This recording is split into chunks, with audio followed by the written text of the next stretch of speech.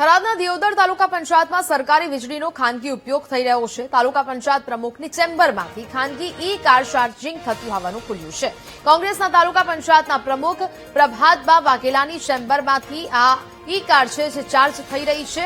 સરકારી વીજ જોડાણમાંથી ચાર્જર લગાવીને ઈ કાર ચાર્જ કરાતી હોવાનું સામે આવ્યું। સરકારી વીજળીનો ખાનગી વાહન માટે ઉપયોગ થતો હોવાનું સામે આવ્યું છે।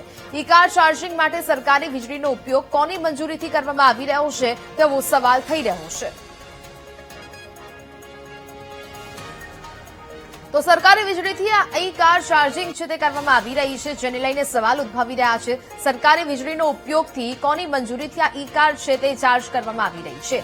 દિયોદર તાલુકા પંચાયતનો આ કિસ્સો સામે આવ્યો છે કે જ્યાં તાલુકા પંચાયત પ્રમુખની ચેમ્બરમાંથી ખાનગી ઇલેક્ટ્રિક કાર ચાર્જિંગ થતી હોવાનું જે દ્રશ્યો છે તે સામે આવ્યા છે। કોંગ્રેસના તાલુકા પંચાયતના પ્રમુખ પ્રતાપભા વાઘેલાની ચેમ્બરમાંથી આ ઈ કાર છે તે ચાર્જિંગ થઈ રહી છે।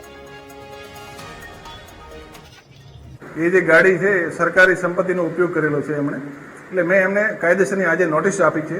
એ નોટિસ આપ્યા બાદ એનો ખુલાસો માંગ્યો છે। ખુલાસો આવ્યા બાદ એનો ખુલાસો શું આવે છે એ ખુલાસો આવ્યા બાદ હું આગળ રિપોર્ટ કરીશ અને એમના પગારમાંથી અથવા રોકડમાં આજની તારીખમાં એમણે જે ઇલેક્ટ્રિકનો ઉપયોગ કર્યો છે એનો ચાર્જ કરીને સરકારશ્રીમાં વસૂલાત ભરપાઈ કરવામાં આવશે, એની હું ગેરંટી આપું છું।